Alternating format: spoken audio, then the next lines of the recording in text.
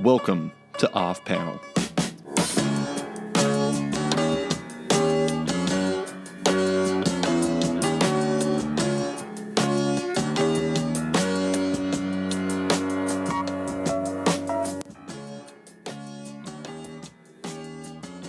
Welcome to Off Panel. I'm David Harper, and on this week's podcast, we're talking with the writer of comics like Wayward, Glitterbomb, and the upcoming weekly story in Avengers, No Surrender. It's Jim Zub. Thanks for coming on, Jim. Thank you for having me. I think we talked just over a year ago. Oh man, I think it was about then. Maybe like 14 months, 15 months ago. I think it is actually kind of amazing. I was looking at it, and it's funny when I look back in my own records, I sometimes forget how far away things like that were. I feel like in 2017 we have this weird time distillation problem where who knows why. Well, I was talking to Heidi McDonald about this in the podcast. It seems so weird that Comics Alliance closed this year. That feels like 20 years ago. No, it feels like everything feels like it's in this hyper quick motion, like stuff is happening so rapid fire every week. Mm-hmm. And that's, true of entertainment news and political news and just the world in general. It feels like someone put the fast forward button on 2017. It's been pretty wild, yet it seems eternal also. It's I know, it's an odd combination, but we're not here to talk about 2017. I wanted to start with, before we were recording, listeners, we were talking about Dungeons and Dragons, something I'm interested in getting into and something that Jim is well versed on. And I wanted to know, like, how do you feel like Dungeons and Dragons and playing that game, like, helped you become a better storyteller? And, like, how did you get into that? Like, right. I mean, honestly, and this is totally dorky, but I don't care. I say this over and over again. And the Wizards of the Coast guys have probably heard me 100 times say this.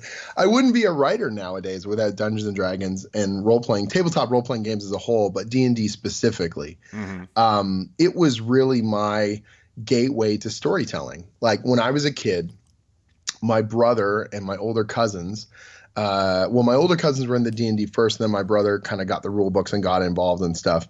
And they were substantially older than me. My brother was 4 years older than me. My older cousin was like 6 years older than me.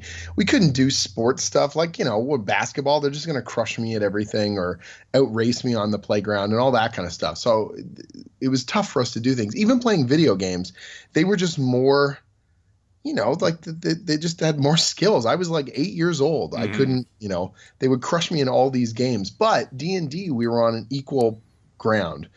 It's a story first. We're all the same level characters. And when the game progresses, it feels weird trying to explain Dungeons and Dragons. It's an interactive storytelling thing. You sit around with your friends and you build this thing together. And so when my cousin would say to me, "What do you do this turn?"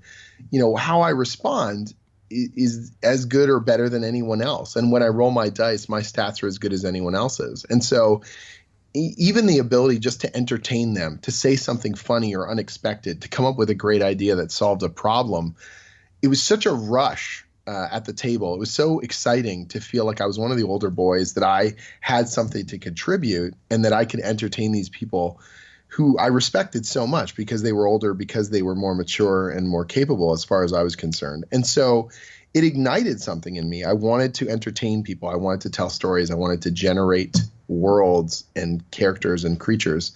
And when my brother would eventually go off to university, I would become the game master, dungeon master for my friends. And that became my default kind of role in the majority of games that I played in. Mm-hmm. I was the person generating stories. I was the person reacting to their ideas spontaneously in that moment. You create a structure for an adventure as the dungeon master, and you say, this is the way I think the story is going to play out. Or you have a pre-published adventure that says this is the way the story plays out. And then even no matter how much you plan, what's wonderful about the game is that people will do things in the moment that shatter every preconceived notion. Mm-hmm. It shatters your expectations, and you have to spontaneously react to it in a way that feels honest and fair. Mm-hmm. And when you do that and you entertain the people at the table, when you bring them ideas, or you push them to make hard decisions, or you create drama, it's so engaging if it's done well, and it's so exciting for people who are so used to just staring passively at a screen waiting to be entertained. When you tell them, what do you want to do? And you're not even limited by a video game where you say, I can go up, down, left, right, hit these buttons. If you say, you can do whatever you can think of and I will tell you the result of it. You know what I mean? It's an unbelievable storytelling tool. And there's a reason why, and I've talked extensively about this with the guys at Wizards of the Coast, about why I think it's seen such a surge in popularity. And that's because you have an entire, and I'm not trying to broad brushstroke whole swaths of people, but hear me out. You've got a generation of people that don't want codified, commodified entertainment. They don't want to wait for TV at a particular time on a particular day. They want to binge watch. They want to watch it on whatever device they want, wherever they want. They want music streamed to them, or they want content that is custom tailored to them, right? Whether it's YouTube or websites or apps that are speaking to them directly, you know? And Dungeons and Dragons, whether or not anyone intended it, 5th edition has tapped into a zeitgeist of entertainment that says, this is built just for you. It's customizable to an infinite degree, more than any computer video game could ever keep up with. And you get to, have a social experience with your friends instead of staring at a movie screen or sitting around watching sports. You get to be a participant in this entertainment, and you get to have a stake in it, and you get to motivate it. And I feel like that speaks to a whole, anyone in the right circumstance, but particularly a generation that can sometimes feel like they are pushed to the side. Yeah. Where they can, it doesn't matter how marginalized you are in your day-to-day life, you get to be a hero. It doesn't matter what your job was like today, you're going to be awesome right now, and you're going to have fun, and you're going to get to spend time with the people you care about, making something that none of you could have done individually. And that's why I think D&D is like pure, awesome entertainment of whatever you want to call it, the new millennium or so on and so forth. I know that's super hyped up, but it's true though. And when I play with people who've never played before, and I unlock that within them, when I see them realize that they can just do what they want and come up with something fun and riff with everyone else at the table, and no one's going to judge them or tell them they're doing it wrong, that they're not going to lose, that we're all just here to have a great time. It's powerful mojo. Like, people really, really respond to it in a phenomenal way. And I wish more people understood that, how great, role-playing games are in that regard. I do think it is interesting as like we have so much personalization these days where things are like decided for you basically by like algorithms and by like Amazon and by Google and by Facebook and everything like that. They know what we want, so they decide for you. And so it's like, I do see that kind of as like I don't know, Dungeons and Dragons is kind of like a pushback against that, because everything is going to be different. It's all going to be up to you. It's decided by you rather than an algorithm. And I think that's really fascinating. An extreme version of that, like the pre-published adventures, even though it says these are the events as they take place, your characters are going to interact with them differently. You're going to change that world and change that adventure. When I was a little bit older, my brother was at university. He was one of the heads of the Waterloo Science Fiction Club, and they would have this thing called a Dungeons and Dragons tournament. And so what would happen is you'd have a set group of, I think there were 6 characters and a dungeon master, and they would run a pre-built adventure that had been written up by the organizers of the event. And you had 4 hours to try and play as deep into this adventure as you could. And you were handed a pre-generated character, and it told you what their personality was.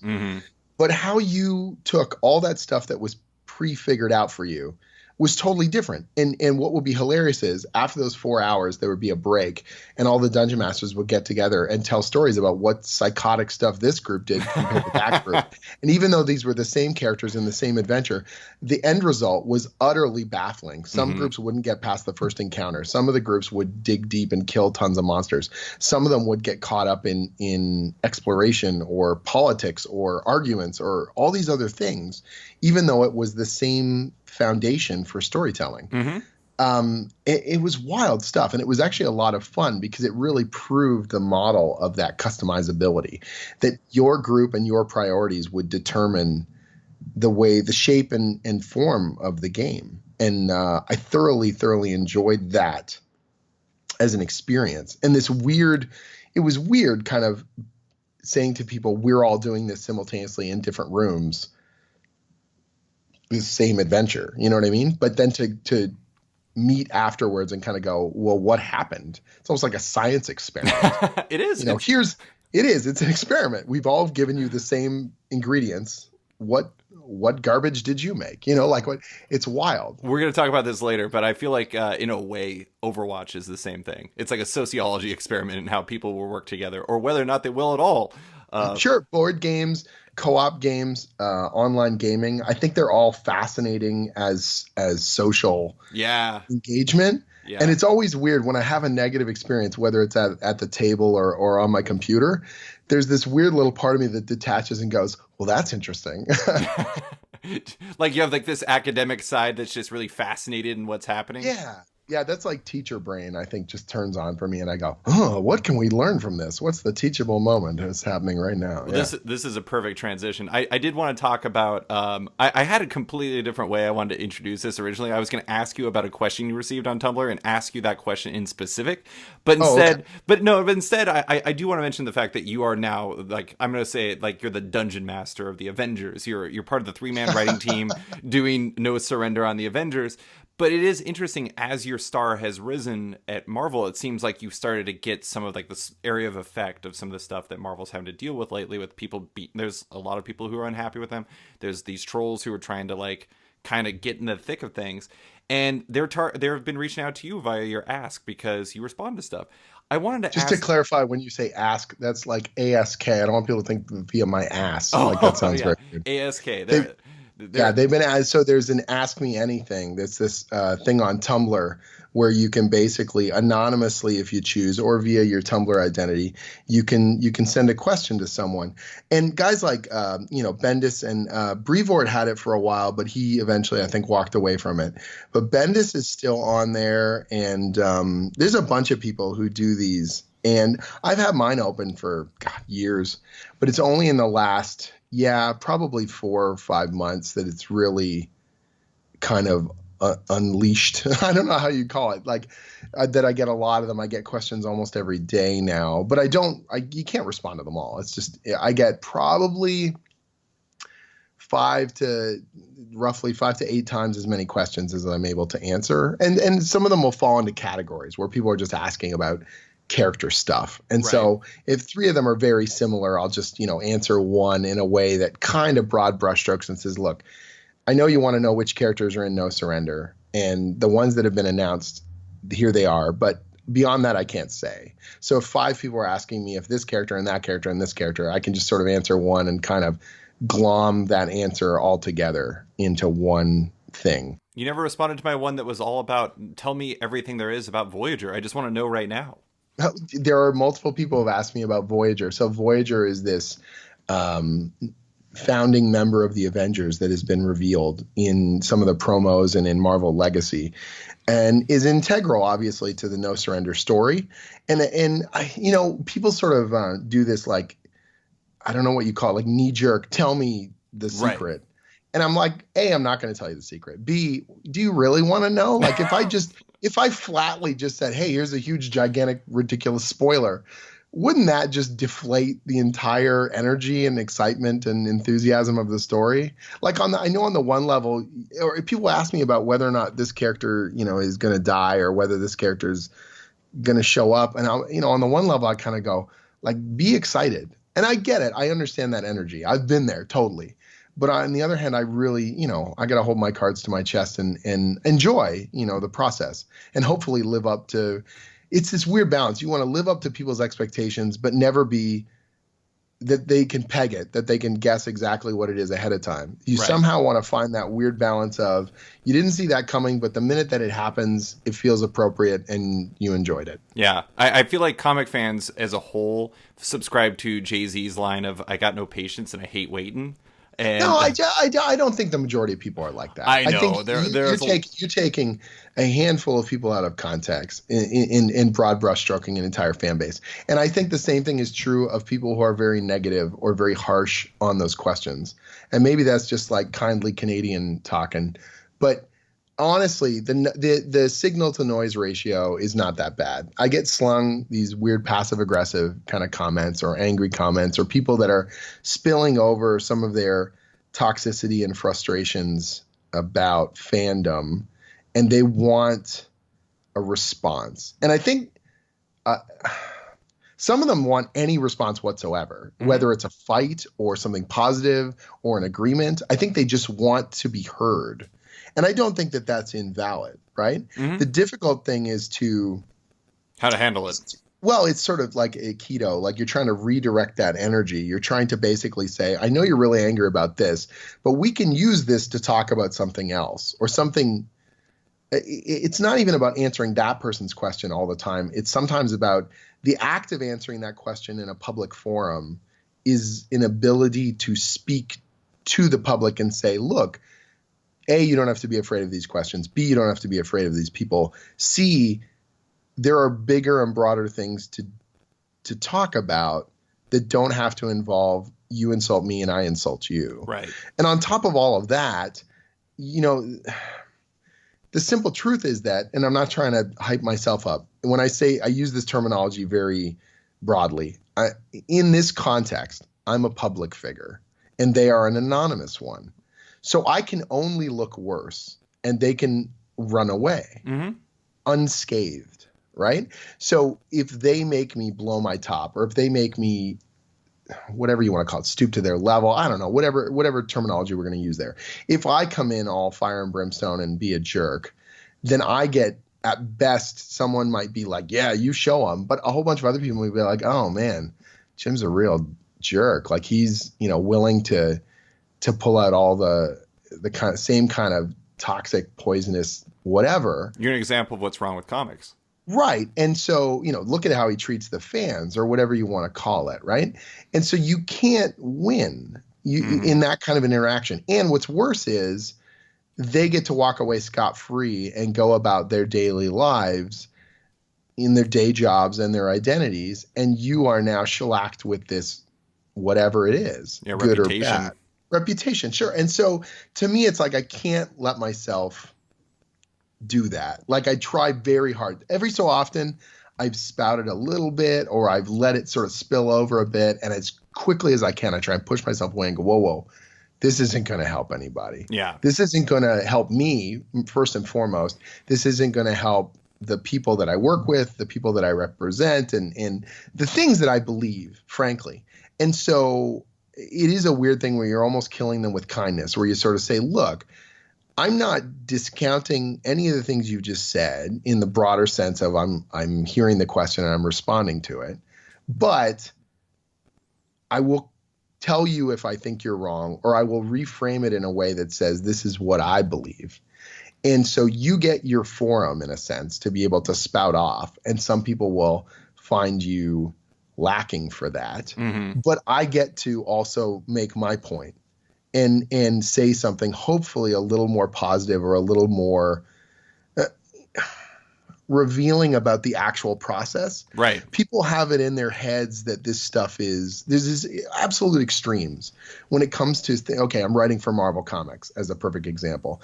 And people think either we make all the decisions and we can do whatever the hell we want on these books, and we're just running wild in this Wild West mad, crazy thing, or that we have no control whatsoever and we're just like dialogue jockeys and some, whatever, the editor-in-chief and everyone is just pointing at us and telling us to fill in a particular, blank. Right.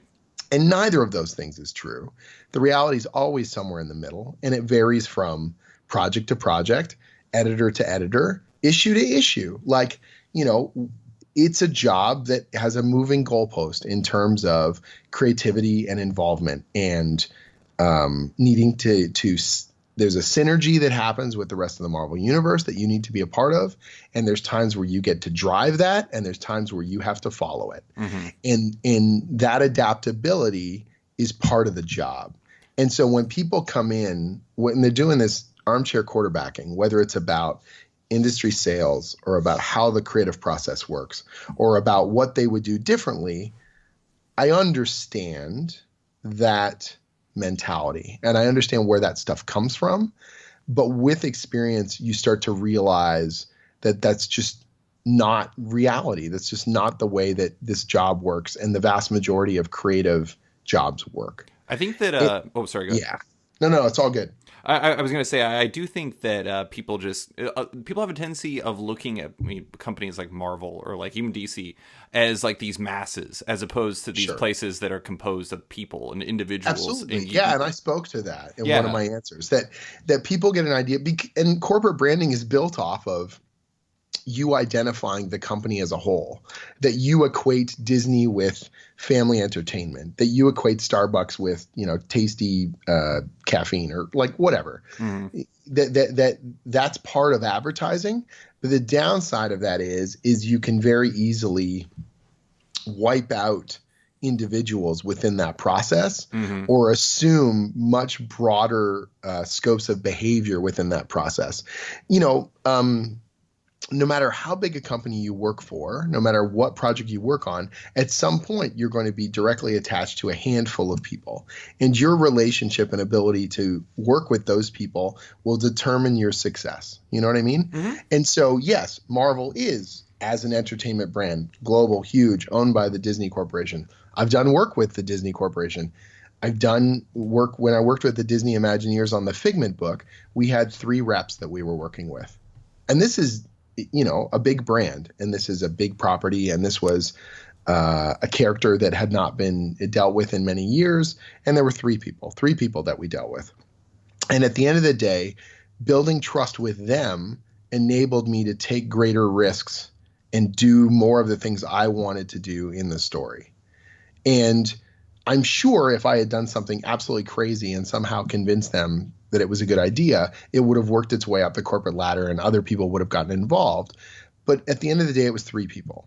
You know what I mean? And mm-hmm. and the Avengers stuff is kind of the same. Yes, there's Alana Smith, who's my assistant editor. There's Tom Brevoort, who's the Avengers group editor and the editor on No Surrender. And then above him, it spreads out, but Axel Alonso and everyone else, right? And so our job is to tell a great story, and Tom's been there long enough that he can head us off at the pass for major missteps. And we get to generate the majority of this thing. But during that process, and it was a phenomenal process, we started working on No Surrender back in February. I went down to the Marvel offices. I think it was like February 1st. Like it was right at the start of the month. I flew down to New York for 2 days, and we just jammed. We were in the office in a boardroom and like busting our brains on the table, putting this thing together. And once we had the major scope of it, then breaking it into individual sections and then breaking those sections into issues, making sure we had strong opens and strong cliffhangers and poignant moments, and tracking, I want to say 26 characters at different points of the story. Mm-hmm. And so it was awesome and it was a lot of fun. But really my audience, was Mark Waid, Al Ewing, Alana Smith, and Tom Brevoort. That was the people I was trying to impress and impress upon with my ideas. And at different points in the process, Axel came in, and at one point they asked us if we could incorporate something that they were going to be doing, an effect that they needed across Marvel Legacy. And it actually generated some really cool ideas, and we were able to easily incorporate it and strengthen the story for it. Mm-hmm. But that was the real, actual creative process. It wasn't, me coming in with a huge ego and saying, I've got a huge master plan and you must listen to me. And it's also not them coming and saying, rubbing their hands with glee and going, we have a corporate master plan that will, control all of comics. So you're not kowtowing to any agendas? We're not kowtowing to any agendas. We're not and no one came in and said, this is the political slant you must have, or these particular beliefs must pop up during the story. It's just not like that. Yeah, I think that this assumption that people are making, that someone has a megaphone and they're screaming down, you must do this, not do that. is a very, and I don't use this term because I don't think they're quite the same thing, but I think there is some crossover there. When conspiracy theorists assume there's a huge cabal controlling everything in the world, all the financial institutions and the political institutions, and they're wound into every part of our life, and we can't see them or find them or stop them. I think it grants them a weird peace to think that there is control. Mm-hmm. Does that make sense? Yeah. That there's someone doing this purposefully, instead of realizing that the world is actually a confluence of random events, and sometimes you have control and sometimes you don't have control. And, I'll give you an example. This idea of the Marvel characters all being replaced by alternate versions of characters. Has that happened? Absolutely. You've got a whole series of them, whether not even replaced, added to, that there are multiple versions of characters, whether it's Wasp, Spider-Man, Thor, Iron Man, the Hulk, all the way across the board. And you're like, yes, it happened in the 80s, but it's never happened on this scale, if you want to put it that way. And I think what's happened is you have a series of writers who are seeing a changing demographic and seeing a changing world, and all coming to a very similar kind of conclusion and tackling it in a very, I don't want to say similar way, because I think they're quite different tacts when you look at those stories. And we can argue about which ones are successful, which ones are not successful, and so on and so forth. Like, I don't want to come across like I'm the company man mouthpiece who loves every single thing, because I don't. Like, I get sent every book in PDF when it goes to press so that I can keep up with continuity. And I don't like every book. I don't think all of them are the greatest thing ever. But I can also look and say, oh, that book's not for me, but I can see there's an audience for that. Oh, this book is not the kind of thing that I would seek out, but it kind of surprised me that it's able to tap into something that I'm engaged with. Do you know what I mean? Mm-hmm. And I think that is another one of those things that frustrates me, is when I hear people grousing about books, and there's no other way to put it, like, that's not for you. Do you know what I mean? Like, that book's not for you. And it doesn't have to be for you for it to be worthy and worth publishing. Yeah. I do. I want to flash back to something you said earlier. I feel like you missed a huge opportunity for brand synergy there, because you said cabal instead of Illuminati. That was a huge mistake. Nice. Right? Yeah. That's right. Well, I want to say one more thing about this before we move on. I talked to Heidi McDonald about this on the podcast a little while ago. I do think it's such a fascinating place for Marvel to be in, because it seems like they're kind of damned if they do and damned if they don't, no matter what, these days. Well, what's crazy is they're really getting it from far side ideologies, right? Sure. So they're not progressive enough for progressivism, and they're not conservative enough for conservatism. And so they're just getting smashed from all sides for it. Mm-hmm. And by trying, I don't have an answer. I'm not foolish enough to armchair quarterback and say I have the perfect answer. You know what I mean? Yeah. And they're getting it sort of from all sides at the same time as the entire industry, not just comics, but entertainment as a whole, is going through this massive shift in the way we consume media, mm-hmm. and the way we own media, and the way we enjoy media. And so to have these things happening at the same time, it's tumultuous. You know what I mean? And I don't, the future of the market, whether, direct market or digital or in stores or on tablets or whatever you may have I don't think there's going to be one clear answer. I think it's all diffusing outwards, and what people want is what they want. They want the most convenient outlet for them now at a good price. And they also, I also feel like what you were talking about with Dungeons and Dragons is a factor too, because it's like, it seems like people have more, like, they want to have more control of the stories they read. Yeah.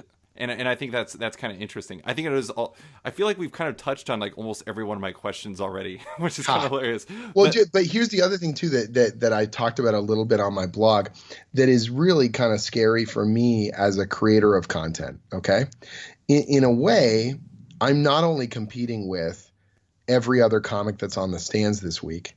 I'm competing with the deepest archive of material that has ever existed. Yeah. That you now have at your fingertips every Avengers story, just about. And if through legal or illegal means, you can obtain all of these and you can entertain yourself and read them. Do you know what I mean? Oh yeah, So I'm a huge Marvel Unlimited user, so exactly. yeah. But this is what's crazy about it is now I'm not just competing with Wayward, my like creator-owned book at Image, doesn't just have to stand out against other Image books or other creator-owned books or other books like friggin' The Walking Dead and everything else. I now have to, you can with the Kree Scroll War. Dude, you can fall down the rabbit hole and read 100 other stories today, right now.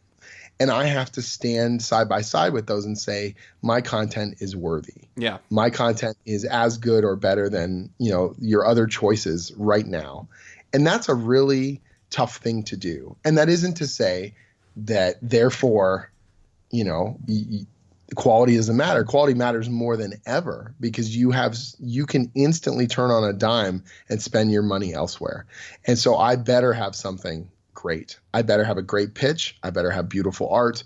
I better have a story that engages you and leaves something behind that you remember and tell your friends about. Because if I don't, I'm going to get instantly washed away in a tide of media options at your fingertips. Mm-hmm.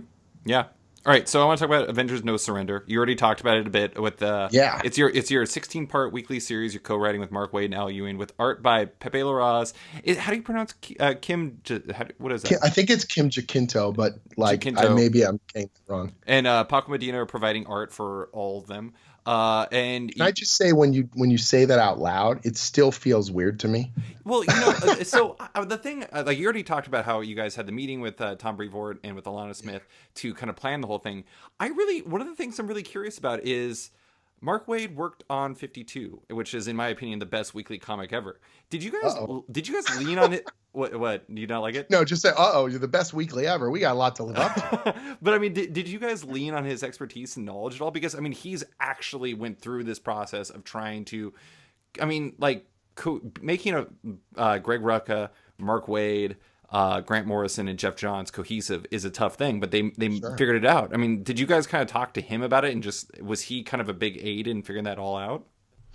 Mark was so confident, like he's just such an old hand at this stuff.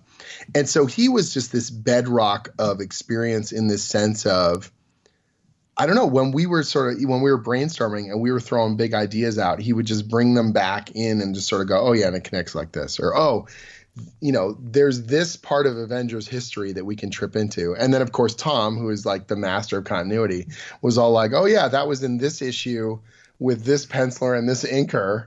And then Al's like pulling it up on Marvel Unlimited on his tablet, and we're just literally going through it right there on the spot. It was amazing.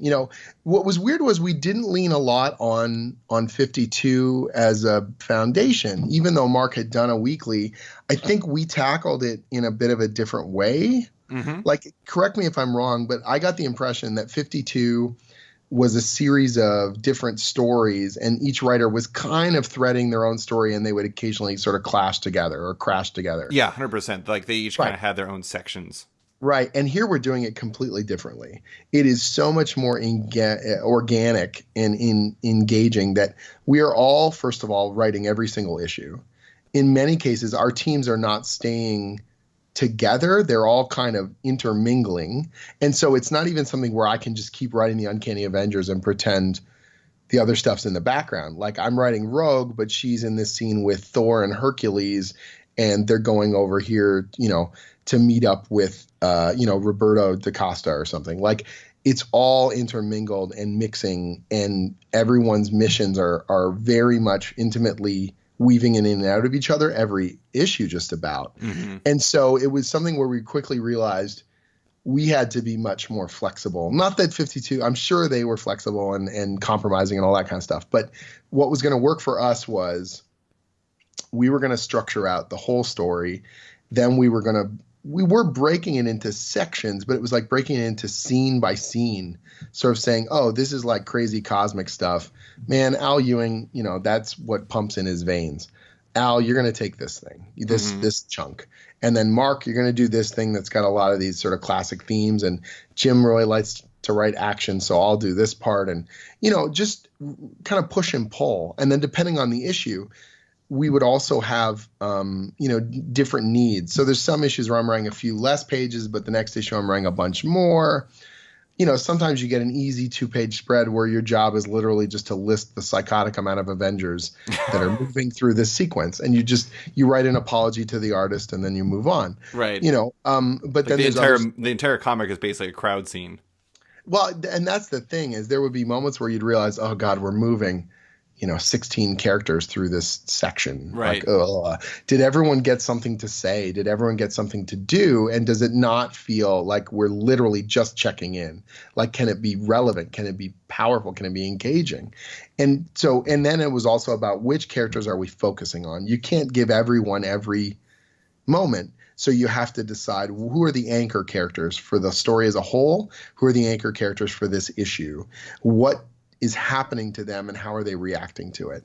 And so you'd write your little scene and then Tom would Frankenstein monster all the little script chunks together. And then we'd all sit down and read it. And almost instantly we'd come to the same kind of conclusion. Oh, this transition is really clunky, or this line of dialogue kind of gets repeated a little bit thematically, so let's move it over here. Oh, we need to pad this out. And then Alana would point out, hey, you guys forgot this character. They're also in the scene and they did nothing. And we're like, whoops. And so you go back and you write and you rewrite and you touch it up. And it wasn't just about I'm touching up my scenes. Sometimes I'm like trying not to be cocky, but being like, oh, as far as I'm concerned, Rogue wouldn't say it like that. Rogue would say it like this. And so I rewrite. First time you rewrite Mark Waid's dialogue, you feel like, well, this is going to go poorly. But honestly, everyone was really cool. Everyone was awesome and very giving and very patient and understanding that we were all had the same goal. And our goal is to make a great Avengers story, to make something we're all going to be proud of. And so people... I know this is going to sound hyper idealistic and you're like, man, Jim, you're really beating the PR drum on this. I swear to you, I don't think we ever had an argument. We had a couple like moments where we sort of disagreed, like, I don't know if that will work. But usually a solution would bubble up through the process and we'd all kind of go, yeah, that is the right answer. You know what I mean? Rather than being like, I'm going to hold to my guns and I'm a genius and you guys can all screw. Like it was very giving. Everyone, one of the such a dorky thing. We finished the first issue on schedule with that, which I think everyone was shocked. And I know that sounds like, well, geez, you got to do 16 of these. But what I found out later is Tom had built a heinous buffer into this thing because he just didn't know how it was going to go. And we hit the first one on time. And Tom and we compromised and made some adjustments and got sort of the second/third draft done. And it read like a cohesive thing. And you could tell via the scripting process who wrote which. But if you just read the text and you sort of visualize it, you're like, no, that just reads. And Tom sent us a little message and he goes, you did a great job. I feel like you're the Avengers, like you guys are coming together to do something as a group that you couldn't do individually. And I'm really proud of you. And you know what? I don't care how old you are or how experienced you are. Getting an attaboy like that is really nice. Yeah. And it felt really good.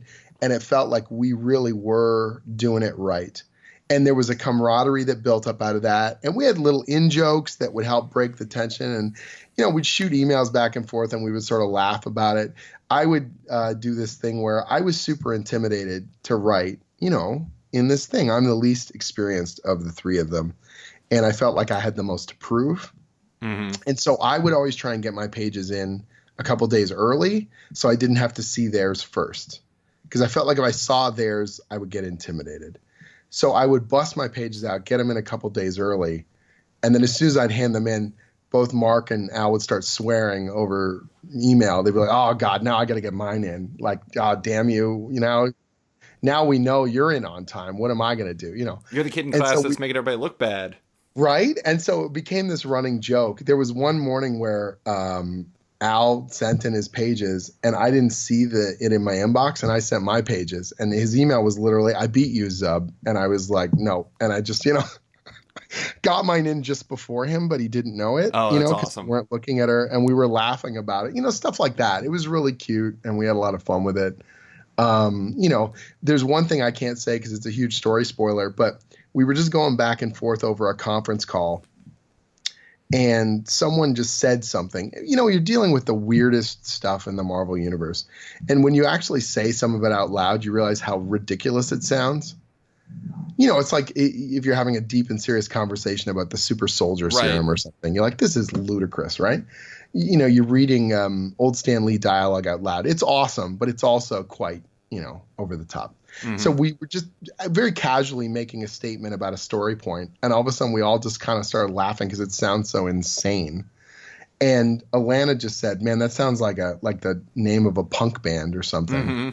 And we were like, "Yeah, totally." And she goes, "I want that band T-shirt." And we all started laughing about it.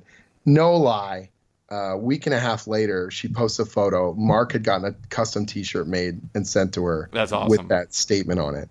And it's like, so awesome. Such a cool, fun environment to create. You know what I mean? And that we all felt really proud of it.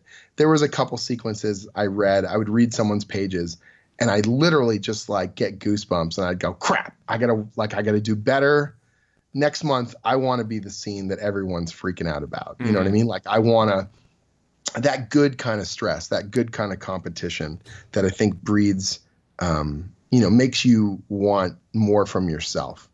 And I really feel that way. And the artists are all delivering. They're all just pouring it out like I've never seen. And it's so wonderful, you know? And early on, again, I felt that intimidation of, well, I don't know if I should say this, or I don't know how, you know, deep I should go into this thing or whatever. And then you just got more and more confidence, and you realize, no, I'm going to say this and it's cool. And even if it gets shot down, it's because something better is going to take its place. And I can't let that intimidate me. We're all in here to make a great story.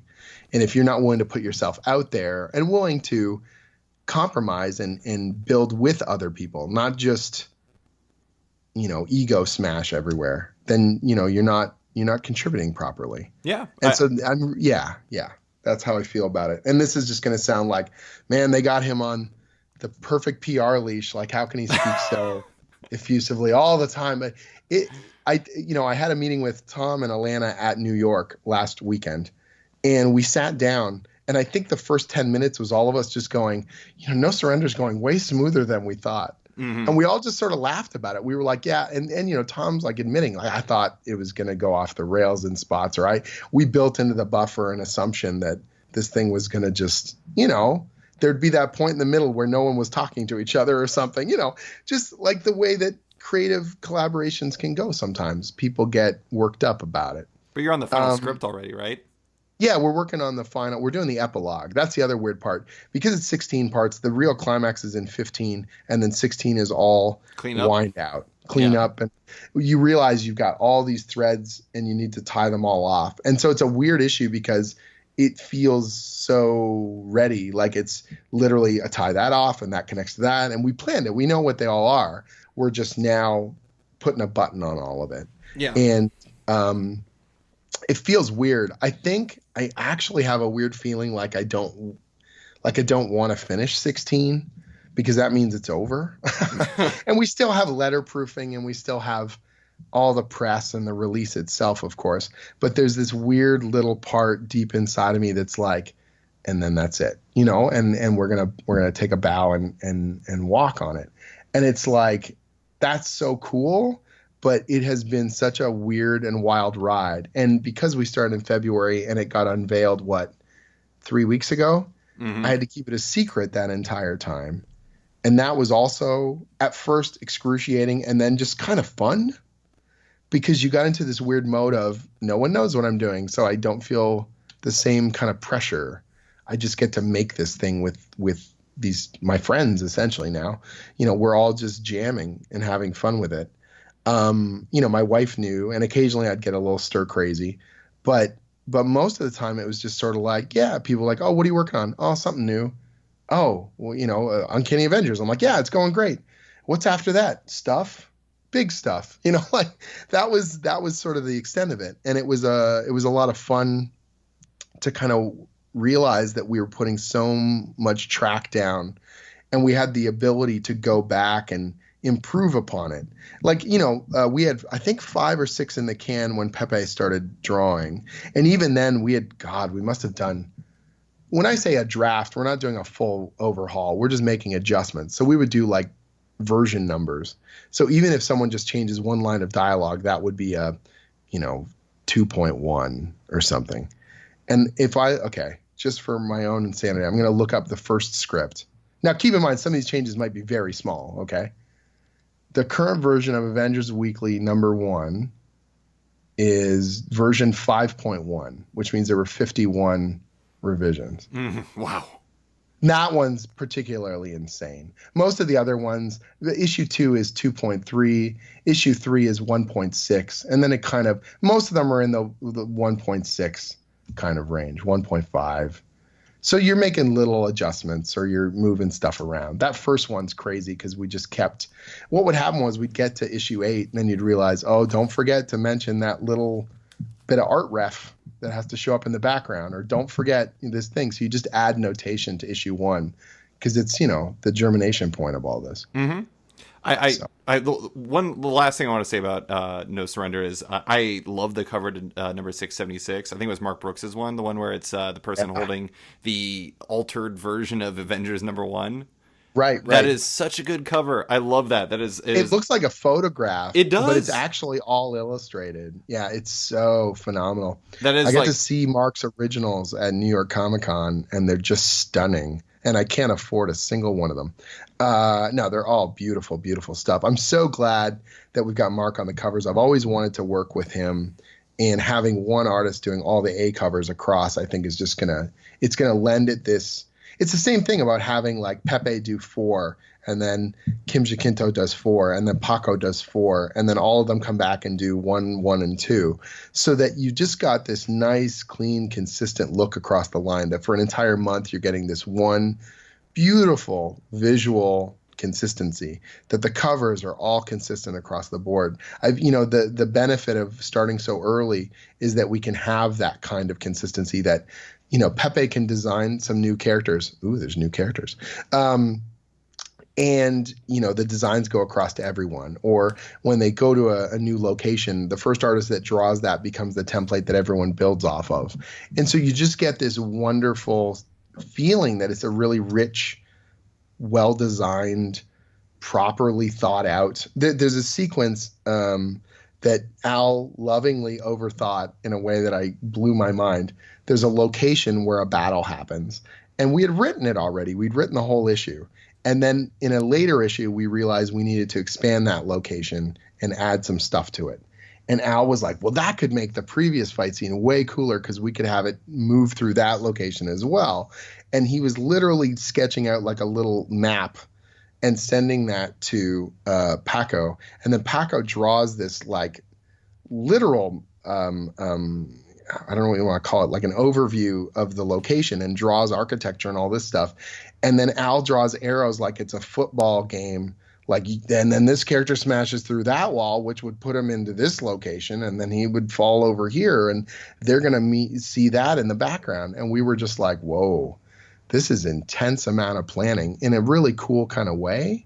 And it's the kind of back matter I think people are really they're going to love seeing how ludicrous we were, Mm-hmm. Yeah, absolutely. I mean, I think that it is kind of an interesting place, and I know this is not something you can probably dive into too much, but I saw you respond to somebody about like the price point and paying for 16 issues and everything like that. Mm-hmm. I do think it's kind of an interesting place with kind of how a lot of people are looking at Marvel right now. Like, are people going to buy in? But it seems like something. Sure. It's like a real labor of love and something that you guys are all passionate about and you guys all collaborated on. And it's a throwback adventure of the Avengers, and I think the way that a lot of people want it to be.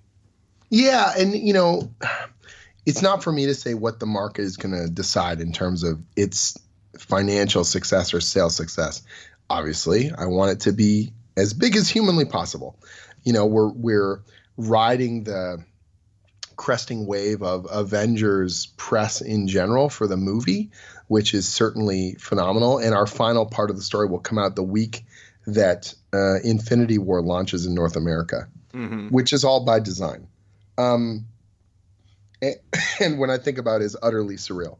Yeah. But the thing is that, if someone says, okay, this is, and again, I actually don't know with 100% certainty what the price point is, but I suspect it'll be $3.99 per issue.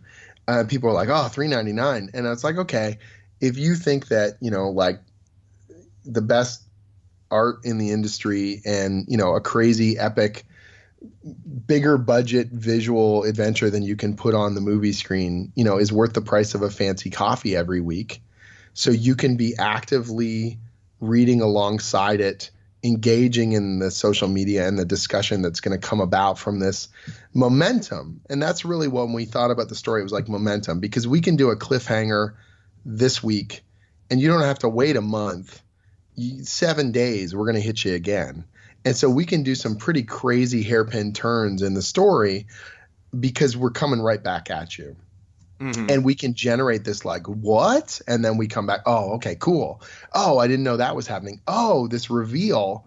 And the momentum carries. 7 days is this great momentum, like a TV show. It's our Game of Thrones. Every week we're going to smash you with big budget, wild visuals, lots of cool characters and engagement and interactions and emotions.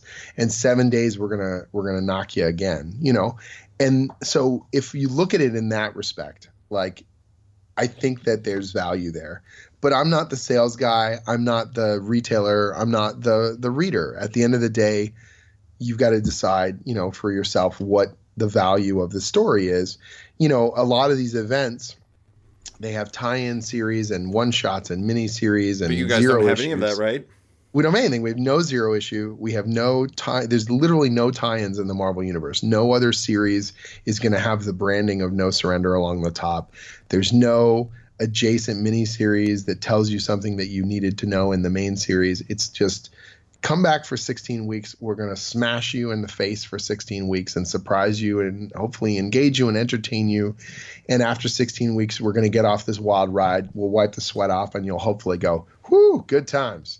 That I feel like that's pure comics if we do it right, and so fingers crossed. Yeah, I do. Before we move on, I want to mention one thing. I think it's hilarious that apparently your Avengers fame now means you sign barf bags, which is pretty funny to me. Oh, so I got to give you broader context for this because we're like, what are you talking about? So I go to New York Comic Con. I had a wonderful weekend. It was great. I didn't get a table for the first time in 7 years, which was weird in a good way. I just did promotion and I did meetings and I did social stuff, which is a totally different kind of convention experience if you've never done that as a working professional. It was great, and your friends will shake their fist at you because you're well rested and get to go able and to eat food whenever you want.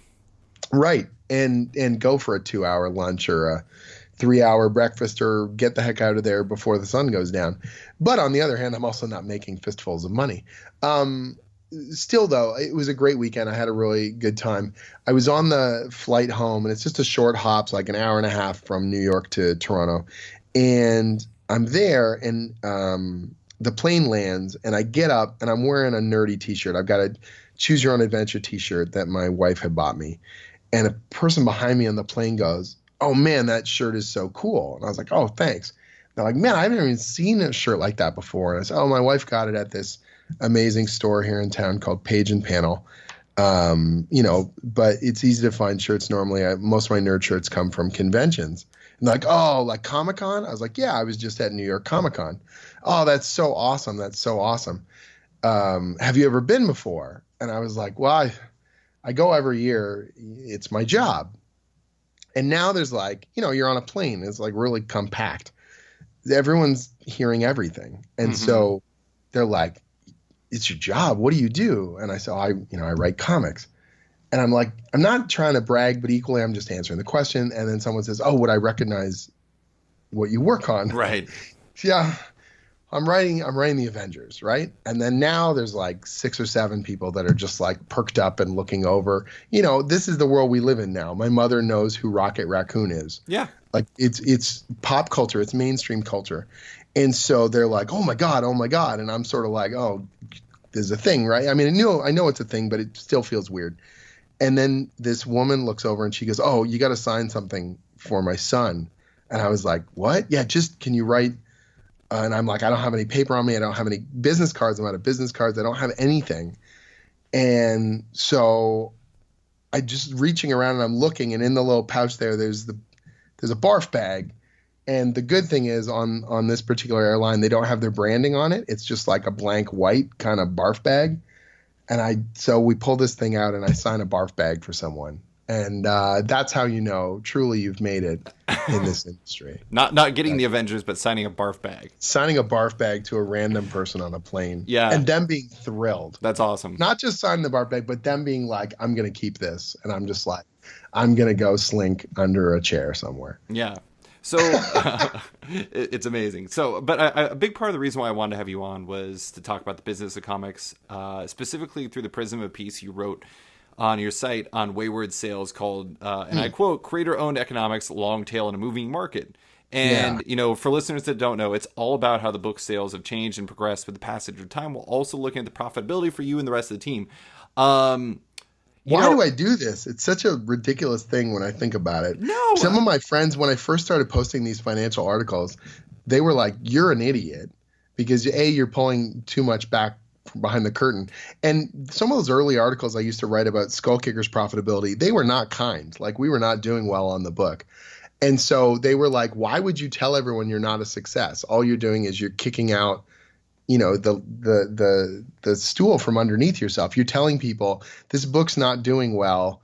I'm not good, essentially. And I was kind of like, I don't think that's the case. I think it's more of people make so many assumptions about the business, and they make so many assumptions about economics of the business. And I just wanted to be as truthful as possible without actually saying dollars and cents, this is what's in my pocket, essentially. I do think that I was talking to somebody about this on the podcast recently, and we talked about how it seems like in 2017 that a lot of times it's important for the personality to stand out. Like it's not just the comic itself that sells, it's the person who does it. And I think that it's a valuable thing for you actually from a branding standpoint. Like people know who you are because of these things, and people really care about what you say because of these things. And maybe that will make them more likely to check out your comics. And yeah, and the weirdest sideline of the blog was it started my sort of whatever you want to call them, tutorial posts started out of a weird desire. I teach at Seneca College here in Toronto in their animation program. So the teacher kind of thing just happens, like a little vein pops and I go, I can break this down into an easy, understandable methodology to explain something to you. So there's that. But then there's also a thing where people would ask me questions, particularly on Twitter, and I couldn't answer it in 140 characters. And I was like, well, this is a disservice if I just try. If someone says, how'd you break into comics? And I say, well, you work hard and keep at it.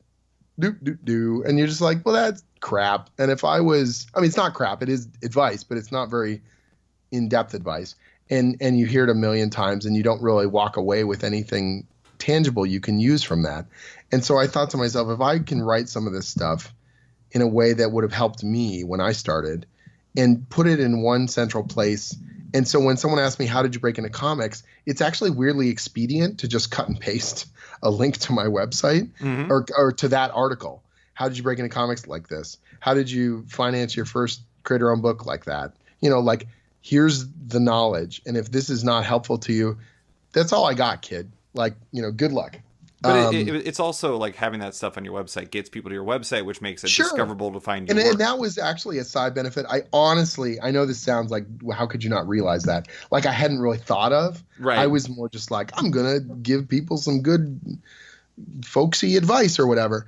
And it's been hugely beneficial to me. I got the Legends of the Dark Knight project. Hank Canals, the at the time the digital editor for DC, he read one of my financial breakdown articles, and he said to me that he sort of saw himself in that, scrappily trying to get his footing early on in his career. And so he just reached out to me out of the blue and said, hey, kid, you want to pitch me a Batman story? Mm-hmm. And, unbelievable. Like what a phenomenal opportunity that came about just because I was trying to be helpful and honest, Yeah. So it has had huge benefits side benefits, unexpected benefits that I never imagined, and people that I deeply, deeply respect in the industry who have told me they like the articles, they've shared them with other people, they see themselves in them. Just an unexpected turn of events because of that. And so now I feel this weird responsibility is not the right word, but I guess I keep them up out of a sense of, well, I have something new to share, or I feel that this is a continuity in terms of a conversation that we're having, I guess. And the financial stuff's a big part of that. Yeah. Would you mind giving listeners a quick synopsis on kind of what you discovered when you dug into the subject? Because I think it's really interesting. Sure. So Image is quite unique in so many different respects. And one of the ways they're unique is they send all of their creators a report on the financial ongoing viability of your book. It's something called an accrual report. And what it is it's you get an initial what's called a job report X number of weeks after the release of a single issue. And that says, your book sold this many copies, we printed this many, we sent this many to Diamond, this is how many they have currently left in stock, this is what we sold it to them at, this is what we've received from Diamond, here's your costs to print and ship and store this stuff in warehouses, here's what's left over, you're going to get a check, or this is in the red, there is no money currently owing to you. And that's on a single issue basis. Then twice a year you receive the accrual report, and it's sort of like everything comes home to roost with those things because it's reorders on single issues, it's trade paperback sales, it's digital sales, and it's also, in many cases, depending on the deal you have with Image, it's foreign licensing to foreign publishers. Mm-hmm. And the data is surprisingly granular. It goes through very in-depth if you want to. Now, as far as I know, almost every other image creator opens that Excel spreadsheet that poor Branwen Bigglestone, the accountant at Image, has slaved over, and looks in the top right corner and looks for a positive number or a negative number. And it's like, are you cutting me a check? Or am I waiting for another 6 months to see where it all goes? Right. Sometimes they might glance over some of the broader trends, or it's broken down into broader categories of digital and physical sales. So you might sort of raise an eyebrow and go, ooh, we're doing pretty good on Comixology or something. But that's as far as the majority of creators go. They look at the thing, they scan the numbers briefly. Maybe they get frustrated about how much, freight costs or something are on a giant hardcover, and then away you go. I'm insane. And so the first time I got one of these for Skull Kickers, I was utterly fascinated by it. I was like, what is this ridiculous document of columns of numbers and terminologies and all these things? And I don't know if I annoyed Branwen or she was happy that someone cared. And I just started asking her all these questions. What does this mean? What is this terminology? How did you come to that number? Where did you get this data? What does this encompass? And I got a handle on it. And I started to understand how these things all related together. And then once you have data like that, I wanted to start tracking it. And so I would say, okay, we did this month, and then next month, or we did that, or these sales are moving in this direction from 6 month period to 6 month period. And by the time Skull Kickers wrapped up, I had a good handle on it. I didn't feel like I did early on, but later on I started to understand a bunch of it.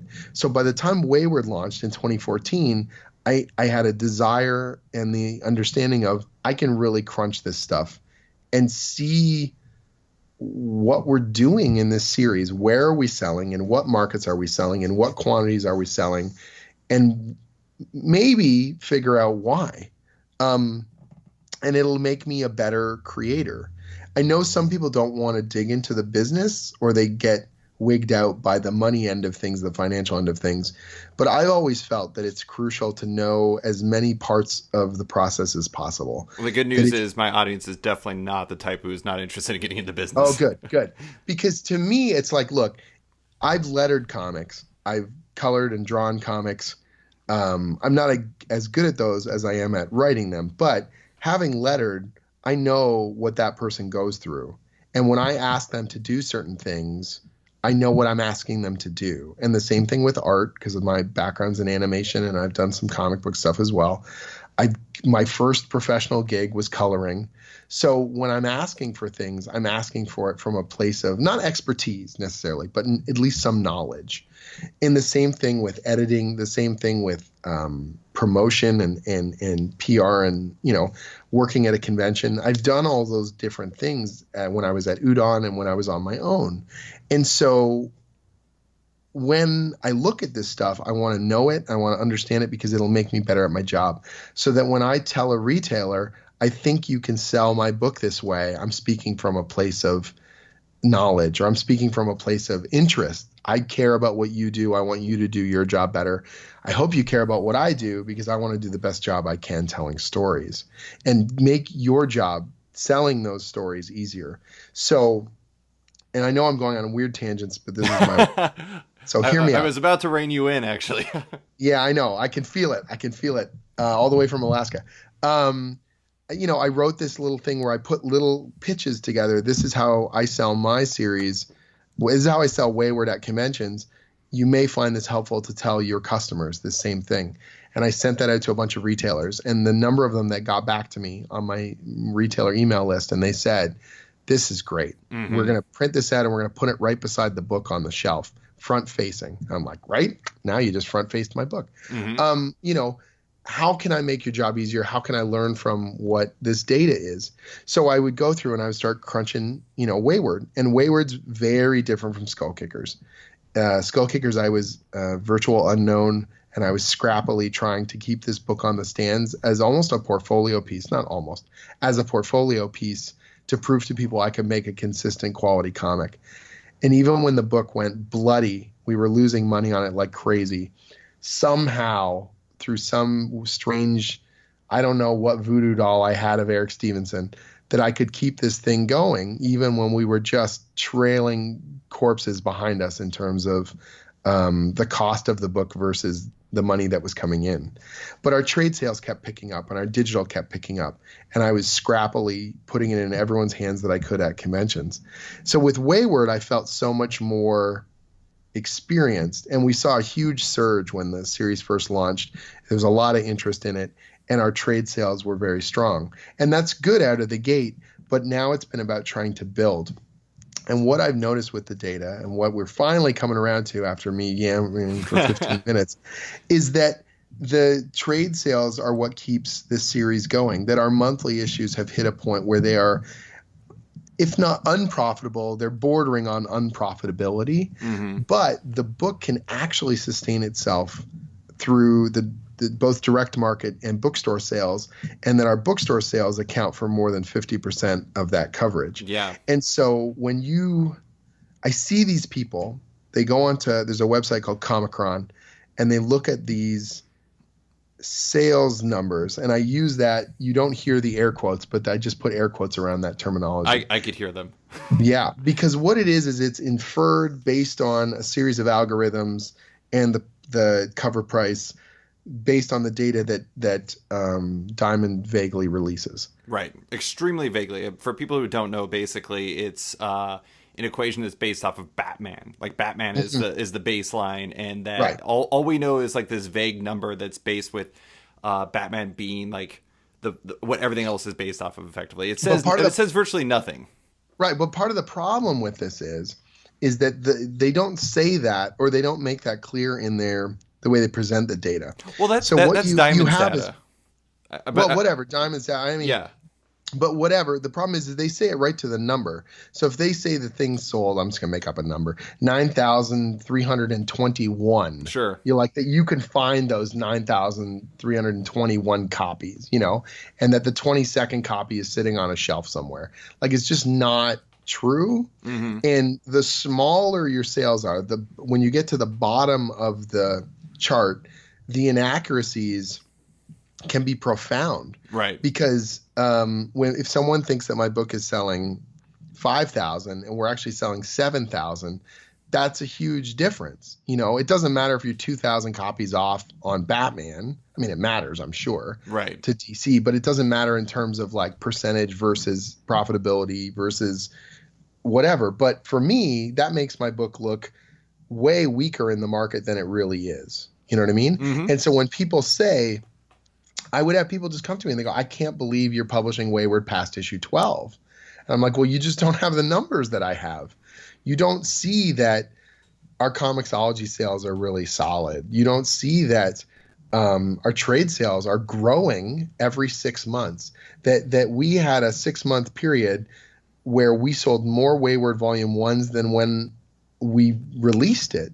You know what I mean? That more people are picking this book up now than have ever been picking it up and starting on it, let alone things like when Image did this Humble Bundle where they made Wayward one of the I guess you call it stretch goals or whatever. Mm-hmm. If you paid enough money, you would get Wayward Deluxe, which is our first 10 issues, essentially for free. We would get a tiny little chip off that. And we got a ton of new readers that surged into digital trade readers. Or when Comixology Unlimited. Comixology Unlimited does their, all you can read kind of buffet. You pay a flat fee per month. And I have the data. I was amazed. This is the first accrual that has that data from Comixology Unlimited. And I get this, I want to give you the real number. When I say tens of thousands, I'm not talking 10,000. I'm talking multiples of that. Tens of thousands of people downloaded that first trade paperback. And I can see it. I can see it right in the data. That spiked our volume 2 digital sales. That spiked everything that took place after it. That's a real appreciable audience that we were able to anchor into the book. Did you read David Steinberger did an interview on ICV2 not that long ago? Did you read that by chance? I don't recall the specific one. Oh, okay. Well, he talked about Comixology in specific, and was talking about how the publishers who are heavily working with them on Comixology Unlimited are seeing, like, you can see the growth. You can see the growth that it's having, and it's. I'm not surprised. In the same way that when I serialized Skull Kickers online for free, we put the whole thing up. Our trade sales spiked, and our digital spiked, for crying out loud, because I was serializing issues like 6 months back. Right. And so people didn't want to wait, so they would get caught up to the current, and it was worth it for them to pay the money. It's discoverability. Yeah, absolutely. More people read Penny Arcade than buy the Justice League. Right. Like, free is a really powerful mojo, right? Like, or that all you can eat kind of, well, I might as well try it. It's part of my subscription, right? Yeah. Oh, I actually like this. Or, my friend would really like this. I'll let them read it on my tablet. You know what I mean? The old pass it around. And, I love libraries. I love the discoverability factor of that because people will get on board. And here's the other thing too, our deluxe edition. So we do this, we call it Wayward Deluxe, and it's 10 issues. And it's oversized hardcover, comes with a beautiful fold out poster and 80 pages of back matter. And in the direct market, that book is a real niche item. Like, you need a hardcore collector. Man, I bring those to conventions. I kill with those. Yeah. Because if you're meeting me in person and you've been reading it on Comixology, or you're not caught up, or your friend tells you it's their favorite series and they wish they had collected it in that format right from the get-go, and you're going to get it autographed, and we get to have a nice conversation, that's the preferred format. Mm-hmm. I can move a deluxe almost as well as I can move a $9.99, Image, value trade. Yeah, I mean, it's kind of like the people who, like, I buy a lot of my movies these days on iTunes, and I just have like the digital version of it. Sure. But if like a Criterion collection came out for a movie I really loved, I'll buy that because it's like it's the best version of it. That's the archival one that you want to have in your collection. Exactly. And so when I make the book, like, I do my own graphic design on the Wayward Deluxe. Actually, on all my Image books, I'm the designer on them. Mm-hmm. It's actually cute. I had someone come up to me and they said they're another Image person. I won't say who it was, and they were just like, oh man, I got to get your graphic designer. I love the way your books look. And I said, you can't afford them because I just, I do it to an insane degree because this is my book and I'm going to spend an inordinate amount of time to make it the way I want. And Image is boutique that way. They allow you to do it the way you want. So it's not about can we, It's do you want to? Yeah, and so it's I on say you. to them, I want to have a fold out poster. And they say, well, this is the cost for insertion and this is the cost for printing. It'll cut into your profits like this. And I go, yeah, okay, whatever. Just put it in the damn book. Or I want to have spot gloss, UV, whatever, this, because I think it looks really awesome. And when I hold it in my hands, it makes me happy. Mm-hmm. Okay, here's the cost per unit. Yeah, great. Just do the damn thing. I just had Matt Fraction on the podcast, and we were talking about Solid State. I don't know if you read it, the book he did with Albert Montes. It's like an adaptation of a Jonathan Colton album. And we were talking about the paper, and I was talking about how it smells amazing to me. It smells amazing. It smells amazing, yeah, which is hilarious. I brought that up 2 times in a row in a podcast. But anyways, so we were talking about that, and it kind of led into a conversation about how I kind of perceive a real differentiator for a lot of creator-owned books these days to be that they put more care and attention into when it's your baby, when it's let's say Paper Girls, for example. Sure. I love the paper stock they use, and the covers feel so nice, and they're like full wraparound cover every single time, and they're just fantastic, and it makes me want to buy that book more, and I continue to buy that in single issues, and then the trades are nice, so I'll buy it in trade too. Or like another one I brought up with Matt was I brought up No Brow Press. I love No Brow stuff. Fantasy Sports is like my favorite comic, but even beyond that, it's just so well done. It's incredible. Right. There's a clear indicator of quality and care, right? But every Image book is a passion project. There's no corporate mandate. There's no agenda in the broader sense of like Eric Stevenson goes, we need more astronauts. Like it's just, he literally just says, you bring a pitch to Image Central or one of the studios in many cases, and you say, I've always wanted to do X. This is the project, and these are the collaborators, and this is the thing we're going to do. And he looks at the viability, and he says, does that look good with the Image eye on it? Does that speak well to us as a company and as a publisher? Right. Is this something I want to see? One of the best pieces of advice I had someone say is like, when you pitch something really good to Eric, it because he doesn't want any other publisher to get a chance to get it. That he doesn't want it to leave his gravity well. You know what I mean? He responds instantly. Right. Yeah, that's the thing. The Eric Stevenson pitch is it's a yes or it's a you'll never hear again. And which is no. Yeah. Because it didn't pique his interest enough to light the fire, right? I've heard this before, yeah. Awesome. and that's not an insult to him. I have no doubt that he's getting pillared with hundreds and hundreds of pitches every month. But and once you've pulled that lever, once you're in that system, you make it the way you want, like hell or high water. I feel a little bad because when Image gets how do I put this properly? Image strikes a really weird balancing act between giving the creators all the power while taking a bunch of the risk off of their hands. I mean, it's really unlike any other publisher because it was formed by creators for creators. The creator is at the top of the pyramid and they are in control. But it means that also there's no broad-based editorial oversight. There's proofreading. But in general, the book is exactly what you wanted it to be. And so the books that have courted really heavy controversy in the last few years, Image is to blame, ostensibly. But I know how it really works. Yeah, right? It's a product of their model. Yeah, it's a product of their model. But it's not, as a professional company in this market, they can't just throw the creator under the bus and go, not my problem. Right. Like they have to take responsibility, but they're kind of not responsible. I mean, they are. Of course, they put their name on it. The publisher's letter, masthead is on it. They are responsible. It's a very tricky area to be in. It's a weird thing where I upload my stuff to the FTP and I get my proofing notes back or color correction notes or whatever, and then that sucker, goes off. And that's just part of their model. Like it or don't like it. That's not to say that they're blameless, and it's not to say that they therefore should not take responsibility for any of the choices they make. It's just, it's weird. You know what I mean? Like the freedom that they've allowed these creators allows them to take things into unexpected spaces, for better or for worse. And I think of course, comics is better for it. And I think that Image is better for it by and large. But occasionally you get these speed bumps or really awkward situations where I think a bunch of us who are image creators kind of go, oh, I know how that happened.